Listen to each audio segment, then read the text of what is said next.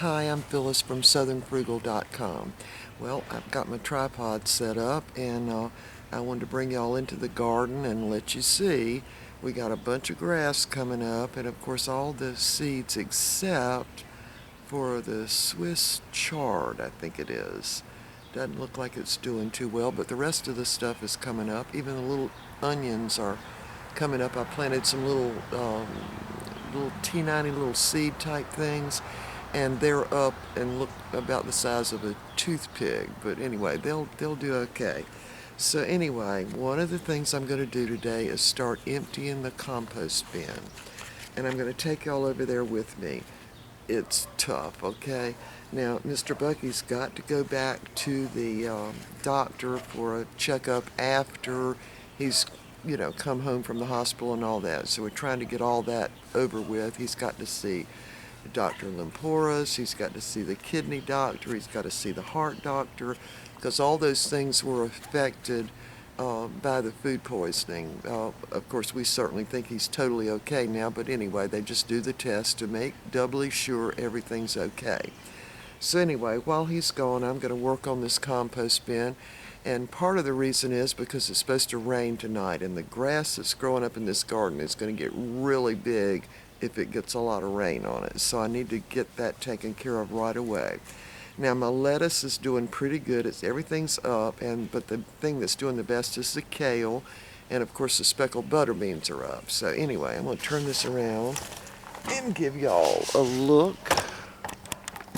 I've got my tripod so everything's kind of jiggly until I get it stationary.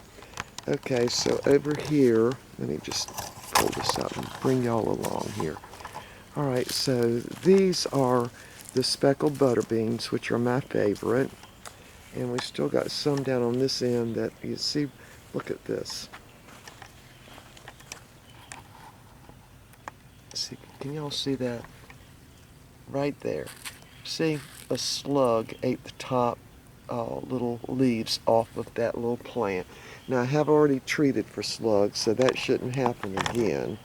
And we've got the cilantro all around the back of this garage and all around the back of my neighbor's garage right there. You see it's all blooming. And we've got the cucumbers that are all coming up. So these first 3 rows are the speckled butter beans, and these 2 rows are the bush green beans, and then there's my kale. See how nice it's doing? Can't wait till that gets bigger. And then this is the lettuce, which I planted over here on the last row so it could have some kind of shade from the tree. But anyway, it'll do fine once we get a little more rain. Now, here's the compost bins. And so what I'm going to do today is I'm going to start emptying this compost bin. So what's right under it?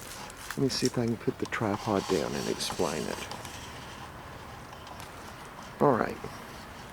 Now what you see, this compost bin over there on the other side, that one right there, has more currant stuff in it. But this one has been here doing its thing for, I don't know, over a year. So we're going to see what it looks like. So we use a pitchfork for this. So on top just of course dried leaves and some grass. Alright, look at that. See how dark that is? So it's going to be that way all the way down, just totally black. And this is of course what the plant's like, and it smells very, very earthy. Now if I did the other side over there, I would be able to see maybe some orange peelings and that kind of thing. Okay, we got a little visitor. Look at there. There's my neighbor's dog. Let me see if I can get a picture of him. There he is. See, I'm a sad-looking dog, and I'm very old. Yeah, we call those hush puppy dogs. And there comes his buddy. He's even older. Now my neighbor rescued both of these dogs. Chris is his name. and he rescued the 2 dogs. Sorry, I can't remember their name. What are they called? I can never remember what they're called. Mr. Bucky's first dog was a dog like this. Can you see him over there? Yeah, he's smelling around. Let me see if I can get close. There he is. He's very old. Sorry about all that. Yeah, they've got a little dog door there where they go in. Oh, sorry about all that. Back off. Yeah, see, he's got his little dog door there because Chris works a lot. So they can go out and in and be in the air-conditioned comfort. There he goes. See? There he goes. Bye-bye.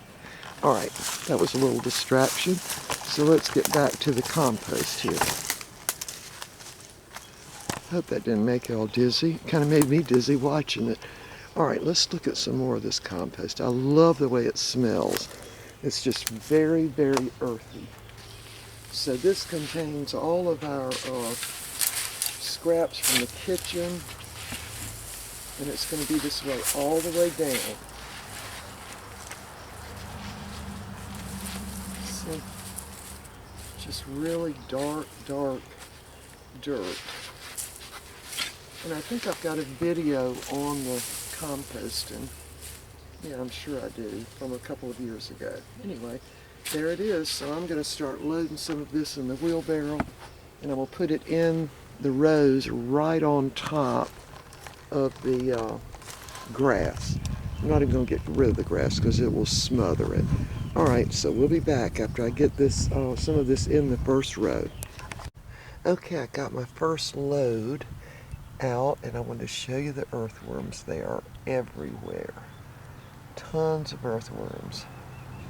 Can you see that one? They're really... Come on out. Come on out. Yeah, can you see them? There's one right there. Yeah. There's one. See them? Yeah, that's a good thing too. They're all in this first load, and they'll be in all the rest of it too. All right, see the difference in the dirt? Yeah, look at all that grass. Yeah, so we're covering all that up. All right, we'll be back. I'm going to dump a whole bunch more in there. Okay, I've got the compost out in the first row. So there's what it looks like. We've got some good looking compost this year. It's, again, been in the compost bin for about, well, probably over a year on that furthest one back where you see the pitchfork. Anyway, all right, I'm very hot, very hot. But anyway, so what I'm going to do is finish unloading that compost bin. Then I'm going to take what's on top of the second one, down about probably, I don't know, 6 or 8 inches, and just put that over in the empty one, and then I'll have good compost again, and hopefully I'll have enough to finish the whole garden. Now, row number 3, if you start counting it, the lettuce, the kale, and I think that Swiss chard did not do well at all. I just see, it's a big truck going by. I just see a few little sprigs of it coming up. Now, they did say I could plant it this time of year, but what I'm going to do with that row is it's that row right, there's the kale, and then there's that next row. And so what I'm going to do is just flatten that out and just put compost over everything there. And then we'll replant something in there. I'm not sure what, but we'll plant something there. Anyway, the beans are doing real well. Of course, the grass is doing well too, isn't it? So we're going to take care of that. And so anyway, I guess I'll be back later. I'm not sure. So maybe we better just end this now. Anyway, I wanted to explain about the compost bins. Let me turn it around again. Hold on. All right, so what we have done for the composting, wipe the sweat off my face. It is so hot out here. Even though I'm sitting in the shade and we've got just a slight breeze, the humidity is unreal high. But we are supposed to get thunderstorms this afternoon. And our weatherman has sort of promised us we can have an inch of rain. So we're going to see if that holds true. Hopefully it will. But anyway, I wanted to explain to you about the compost bins. Now, I think I've got videos right in the early beginning when I first started doing videos. I think there's some videos on there on composting. And I don't think they got many hits either. I don't think people were really that interested. But anyway, what we did for a couple of years was collect all the produce that our local Piggly Wiggly was going to be throwing away into the dumpster, and we started composting it. And we do it a little different in that we layer stuff, and then we put in dry ingredients like grass or leaves, and then we put in a couple little shovelfuls of dirt to get the microorganisms in there. And then we don't turn it or we don't even fool with it. I mean, we just don't bother with all that. And oddly enough, it composts just as if you had compost that someone had gone out there and turned over and over and all this stuff. You just really don't have to do that, because in nature, nature doesn't come out there and turn the leaves over and all that. They just pile up. So anyway, we've got all the yard trash, except for like limbs that are, I don't know, just we don't put any kind of little limbs and twigs in there because it takes, well, we could do some, but it takes them a long time to decompose. So anyway, we never ever put anything animal in there, and here's why we don't. Because actual raccoons and possums come from the woods, which is back a ways, a block or two behind us here. They come all up in these neighborhoods, climb over the fence and everything, and, try to get in garbage cans. People leave dog food out, they eat that.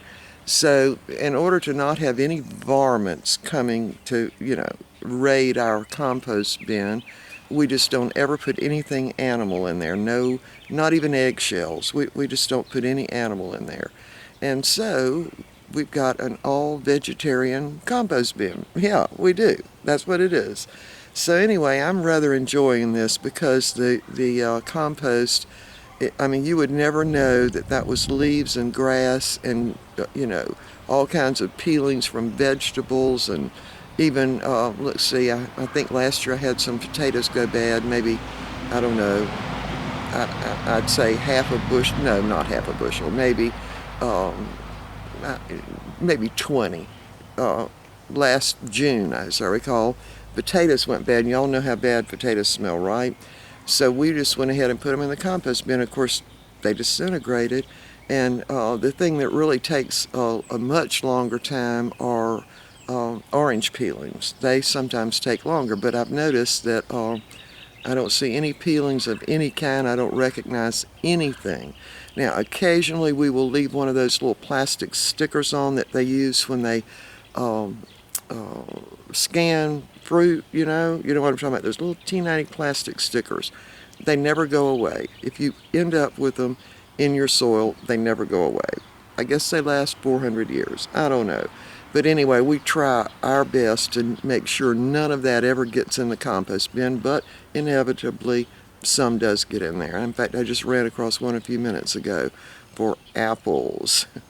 So anyway, let me give you another look at this.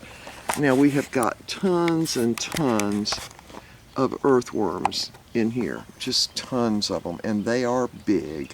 So I hope they like their new home. They got moved over from the high-rise over there to the lower ground here, so hopefully they'll like it.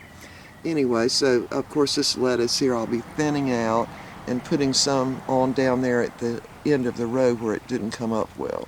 And of course, as always, the kale is doing fantastic.